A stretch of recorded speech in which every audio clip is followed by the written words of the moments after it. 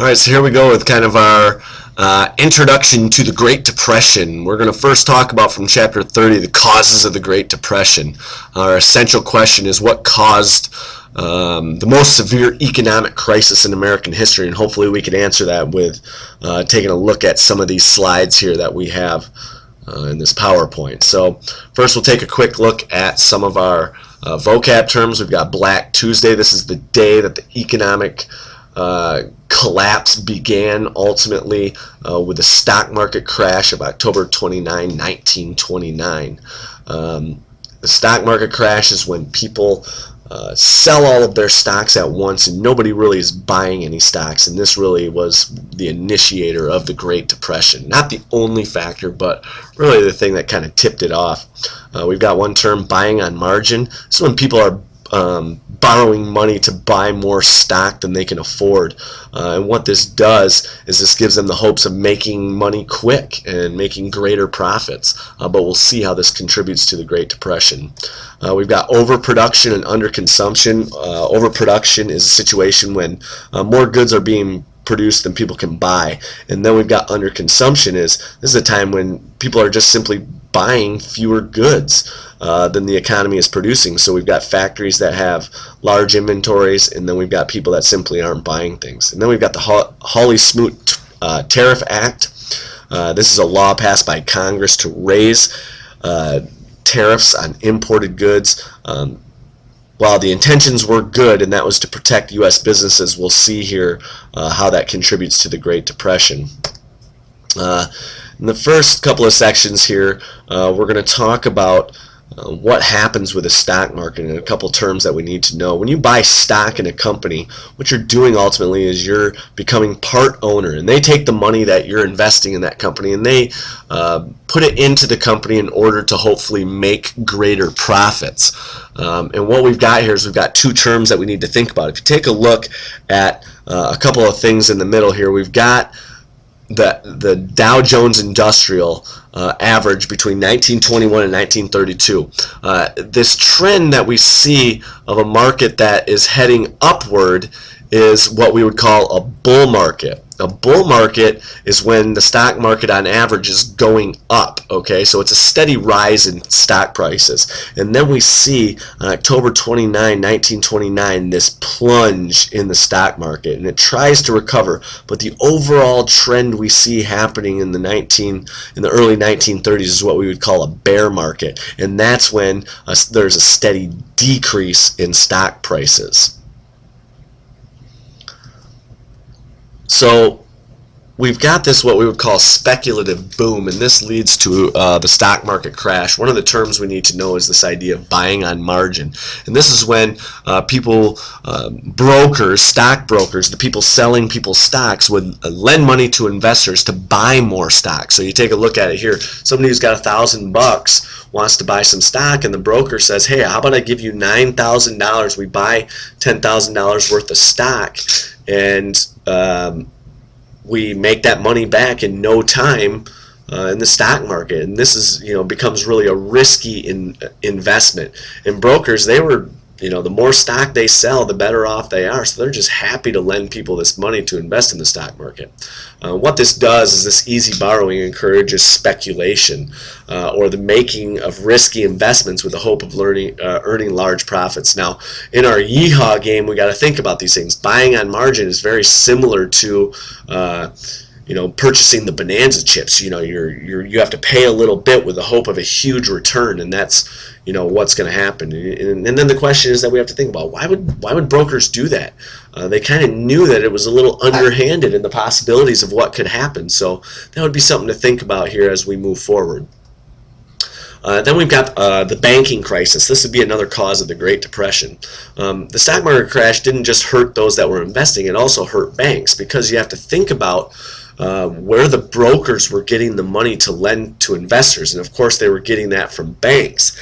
And the banking crisis really unfolds over the next few years, and then we have to think about, okay, well, what's the purpose of banks? I thought my money was going to be safe in my savings account. So it's something we need to start thinking about as time goes on, and as we look to the past in order to prevent this from happening in the future. What good are banks if my money's not there? So we'll talk about that here in just a moment. So how do banks work? When people are prospering, they deposit money into a bank. This guy's working, he gets a paycheck. He says, hey, you know what, the stock market sounds too risky, so you know what's not so risky is me putting my money into a savings account. Putting it in the piggy bank, making the piggy happy, yes. And with the hopes that it's going to be there when you need it, either for a rainy day, you need to buy a car, you've got a medical emergency, things like that. So we have to think about, well, what's the purpose here? So what really happens here is banks are taking the money that people are depositing and they're using that money and lending it to people like farmers, which we see over here. We see businesses in the city. They need money to pay their employees and to put more money back into their business. And then, of course, you've got regular people. They want to buy a house. They want to start a life. They need a car. And generally, people don't have enough money to just be able to pay cash. While some people do, the majority of people simply do not. And the reason why they are able to lend this money out is because they're hoping to make interest. This is where the business of banks lies, and we see here that interest rates, or a little bit more money that has to be paid back by the person that's being lent the money, is how banks make their money. So they're hoping to make their money back with these loans through interest. So what happened in the 20s that led to this banking crisis? We've got our banker, he lends money to the broker lends money to the investor to buy stocks with the hope of getting rich. When the stock market crashes, the investor couldn't pay back the broker, and guess who the broker can't pay back? Of course, the banker. So we see this happening in the lead up to the Great Depression, that all of a sudden these loans are not being paid back all the way up. So people then freak out. They get scared. They go to their banks. They're like, hey, I need my money back. All my friends are losing their money, so I just want to make sure I have it in my hands. And the bank says, yeah, sorry, but we don't have your money because we lent it to other people and they're not able to pay back those loans. And this is what we would call a bank run, a term that would really enrich an essay question talking about the banking crisis and the things that led up to the Great Depression. So we've got a couple more terms. Overproduction. This is where mass production in factories creates a lower price for the goods that they're producing. And now we get to a point where they start overproducing. That means that they have warehouses full of stuff that's not being sold. So they've just simply got too many things, whether it's refrigerators, cars, shoes, whatever the case might be. They're simply making too much of it. And then we've got underconsumption, is that people aren't buying as much stuff, and they're not consuming as many things as they had in the past. And this again, these two things then lead to the Great Depression, because with overproduction, you're not going to need as many workers because the stuff's not being bought. It's not flying off at the shelves like it did in the 1920s. And people generally already had all this stuff. So these are things again that lead to the Great Depression. So this, along with the stock market crash, these things led to the economic collapse. So here you see a visual, causes of the Great Depression. These four things really are the key to understanding what led to this economic collapse in the United States. The stock market crash, bank failures, high tariffs, overconsumption, underproduction. So how does the government fit into this? So we've got some political causes. The Federal Reserve System, otherwise known as the Fed, they control the nation's money supply. It's kind of like the central bank of the United States. What they have the power to do is raise and lower interest rates for the money that they loan to banks, and this is one of the ways that the government makes money. So what they did right after the stock market crash, they decreased the amount of money flowing through the economy. They made it harder for banks to get these loans, which really was a blunder by the Federal Reserve System in the United States government during this time period. So here we have a visual of how the Federal Reserve System works. The Fed, they adjust the interest rates at which bankers can borrow money, and generally those are pretty low interest rates, so we call that a discount rate.